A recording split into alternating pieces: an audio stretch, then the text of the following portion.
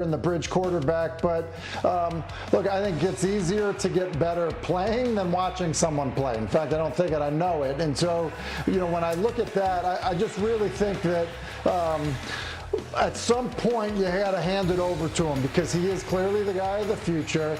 And rather than having it be, something where he sits the entire year, let him watch the first half of the season. The Jets should be a decent matchup. Yes, it's on the road. That's okay. And so I think when I look at that, I think the halfway mark's a pretty good spot for Mendoza to be the guy. And it is a dream to be able to decide when he goes. The problem is, Tim, you look at their schedule from weeks 9 to 14. You got to go up to the Bay Area. And then look at those defenses. Week 10, Seahawks at Mile High. You get Myles Garrett on the road, and then a bye week. You can exhale before. Jim Harbaugh's defense, the Chargers, they have the Broncos later on in the season after that. So no picnic no matter where you insert Mendoza. A tricky one indeed, a tricky run. But speaking of quarterbacks, we've got one big question around the quarterback position, and that is in Pittsburgh, of course. Aaron Rodgers still undecided on a return to Pittsburgh. Tim, when you look at the Steelers' schedule, how many wins more would you get with Aaron Rodgers under center versus the next man up at the position? And I think this is as much about just the difference between Rodgers and, the quarterbacks on the roster, Rudolph, Howard, and Aller. And so, look, I think Aaron is probably the difference of 3 to 4 wins. And, some of that is because of the inexperience or just who's there personnel-wise.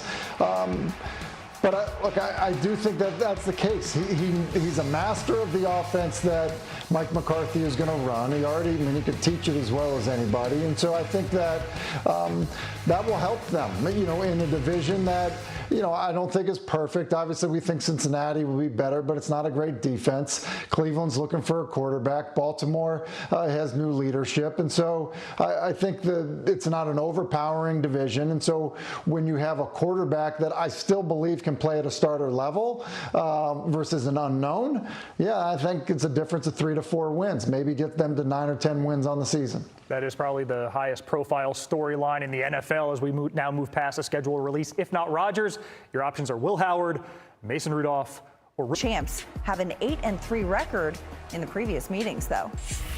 Then for the first time ever, the NFL is playing a regular season game in Australia. Yes, a regular season game. The Niners and the Rams will start their season down under in Melbourne. This game kicks off a record 9 international games across 4 continents and 7 countries. Get those passports ready. And John Harbaugh's first test as the Giants' new head coach will be the division rival Cowboys on primetime. Dallas has won 9 of the last 10 meetings, losing in Week 18 last year to the Giants. These teams last met on Sunday Night Football in 2023, and the Cowboys won that one 40-0. And the first Monday Night Football game of the season will feature the Chiefs hosting the Broncos. Denver swept the season series last year for the first time since 2014, but the Chiefs are likely more concerned over whether Patrick Mahomes will be recovered from his torn ACL. Longtime quarterback and NFL analyst Tim Hasselbeck joins us now. Tim, Shefty reports Patrick Mahomes expected to be back in time, healthy for Week 1 against the Broncos. What are going to be the indicators to you, not that he's just physically present on the field, but that the 2-time MVP is back?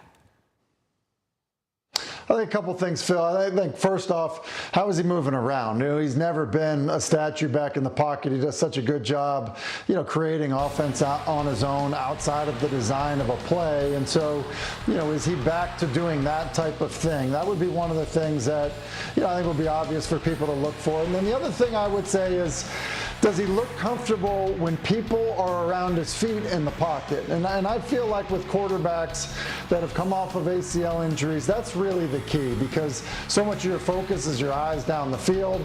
And so when you're feeling people around your feet, if you have confidence in your knee that you can be back, then you'll probably look like the same guy. If not, then maybe you look a little uncomfortable. Now, fortunately for the Chiefs, there is a lot of continuity in Kansas City, but there were historic levels of coaching change this offseason, Tim. 10 teams had head coach openings. That's tied for the most in a single offseason ever. Most notably, John Harbaugh, now with the New York Giants. Mike McCarthy, now the head coach of the Pittsburgh Steelers. There are 10 new head coaches this season. Tim, which coach is set up for success based on their team's schedule? Based on the schedule, I think it's Todd Monken in the Cleveland Browns. Look, I think that they have a pretty favorable schedule. You look at really the first half of the season. It's hard to find games where you just say, look, that's just going to be an absolutely brutal one. And so, being able to get off to a good start is important for teams, especially, teams establishing new culture. So when you look at the schedule, I think it's pretty favorable for a team that's been great on defense. And you would think that, albeit with the quarterback concerns they have in Cleveland, Todd Monken, with his experience on the offensive side of the ball, some of, what he's proven to be able to do in the past with guys like the development of Lamar Jackson, I think that they could be a bit of a surprise team. New coach, new culture, quarterback competition, lots to watch in Cleveland. Tim, thanks so much. We'll be back with more from Tim to talk revenge games later on the show. Now here in studio with Dan Orlovsky and Kyle Grant.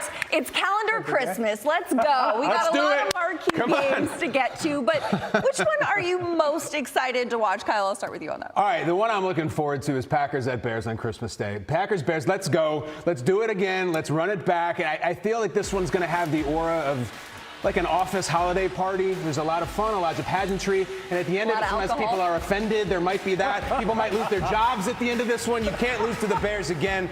Also, it just feels like this hasn't been a rivalry since I was in like 5th grade. I'm talking like the 80s. It really is now, and I would tune in just for the handshake at the end or some of this. Packers-Bears on Christmas, Dio. What do you got? I'm choosing one of those teams. I think the Thanksgiving slate is bonkers. I'm going to take the game that essentially kicks it off night before, Packers-Rams. Rams very much so Super Bowl contenders, very much so Super Bowl favorites. Matthew Stafford leading this offense, I think will continue to be one of the best. Teams at this time of year start to figure out who they are and round into form. Is Micah Parsons back fully healthy? Is Jordan Love and the weapons clicking on all cylinders? I think watching this game, it's not unrealistic to sit there and go, not only these teams contending for playoff spots, I think they could be contending for the #1 seed in the NFC playoffs. And you got, 5 games over 40 hours from Wednesday night to Black And they're Friday. all awesome. You can't miss one of them. Yeah. Speaking of misses, Kyle, missing the playoffs last year, Kansas City, Baltimore, Detroit, teams that at this point last year we would have penciled in. Who's a playoff team that made it a year ago that you think could be in peril now that we've seen the schedule for all the teams? A team that could be in danger. Well, listen, I try to stay positive on these days. You know that? Dan and I have been talking about the schedule release for the last 2 hours. Yeah. Dan's very positive. Yeah. If the team that's going to miss it, I'm looking at my people in Carolina, and they back in with that record, and I'm like, I don't want to beat up on Carolina right now. Their slogan is literally keep pounding, and I hope that they win the South again. But if I look at all the playoff teams, they're a little bit of low-hanging fruit. And it's not a Bryce Young joke. I'm saying, like, they're sitting right there. And I hope that I'm wrong, Carolina, wherever you are, right there. Do I get to pick a team that makes it? No, Dan, you're doing the negative like I did. You're under the gun. You know how this works. Ooh, a team that made the playoffs that will be sitting at home in January. Fall on their face, Dan. Just take the executioner's axe on them on schedule release. I'll say the Chicago Bears. Oh, interesting. I don't feel convicted about it. I think the Bears will continue to be a good football team. It's just that the division is just so good. I think Detroit takes a step forward in comparison to what they were last year. I think Green Bay is very much so going to be good. And so with the unknown of are you going to continue to get all those turnovers against defensively, I would say Chicago. And looking at schedule math year over year, they have the hardest strength of schedule based on last year's record. That's true. That is true. All right, let's keep it positive. Let's Come on. spark joy. Let's go. It's a night of hope. This is the time of year. It's the hope that kills you or keeps you tuning in. So let us look at a team that maybe didn't make the playoffs last year, but will this year. This is good. Yeah. All right, so this is going to sound hot takey, but I like the Titans this year. I like the Titans in the South. I like Cam Ward. I like their head coach. I like Brian Dable. I love that they signed 57 different free agents. They're giant South. And I absolutely hate, you're right, I hate that for the second year in a row this team has no primetime games. Do you hate Cam Ward that much? It's a #1 overall pick quarterback. There's a lot of primetime games to go around. There's a ton of real estate. There must be a platform somewhere that will let the Tennessee Titans play some Week 15 game, a game which Dan Orlovsky, I think, has them headed to a wild card. I believe it. I love that. I love Cam Ward. I agree. Put him on national TV. Also, new stadium, right, in Nashville? It's coming. So, yeah. And incredible let's schedule get going on that. video. Yes. Oh, really? The classic one on the street or this year's? I haven't seen this year's They yet. did This another one's also on the street. A sequel? Doppelgangers. It is appointment viewing, and we're going to have it later. I'm going to watch it while Dan talks. All right. Maybe what I'll say, the Giants. I'm saying the New York Giants. Okay. One, so many double-digit leads in the fourth quarter last year, blown. Usually getting an adult in the room, a John Harbaugh in the room will help that. Arvell Reese added. There's weapons on the outside if Malik Neighbors is as healthy as we hope he's going to be. I had Isaiah Likely. I think this defensive line, even though they don't have Dexter Lawrence, will be one of the best in football. That young man, can he take that giant second-year leap? There's going to be a quarterback in their second year this year that's going to take a big, giant leap. Will it be Cam Ward? Will it be Tyler Shuck down in New Orleans? I'm banking on Jackson Dart. I'm a fan. I'm going to say the Giants. And that bromance between Jackson Dart and Cam Scattergood, yes. unrivaled. Headbutts all around. Week 1 against Dallas, right? Mm-hmm. Yeah. And the game's growing internationally. We got a record 9 international games, 4 continents, 7 countries. I think I got that math right. Kyle, as you look at the international slate, if you could pick one game, an all expenses paid company trip, where are you going? Have any of you guys ever been to Rio de Janeiro? Yeah. You have? UFC 237. Really? You went there for a fight? Unbelievable. I went there as a young man. I saw things you can't unsee. It was a family show. Listen to me. They're celebratory people. They love their sports. They're a physical people. I mean, you have the Christ the Redeemer, the beautiful Sugarloaf Mountain, everything down there. I just really think there will be a highly, highly contagious energy. There it is. It's a gorgeous monument, and it's a great, great place to have NFL football. When I saw it, we love all of them, right? We love London. We love Spain. I'm telling you. Rio hits different there. It's crazy down there. Well, coming off of that, I'm going to choose Paris. Ooh. Okay. I've never wanted to go to Paris. Little inside information. I'm a little bit of a hopeless romantic. Love rom-coms. Been married to my wife this July for 17 years. So I would sit there and go like, why not send us to Paris? We can celebrate the anniversary. I can see the Eiffel Tower. I'll try food that probably I wouldn't choose to eat otherwise. Well, you're weird on food, right? They do put salt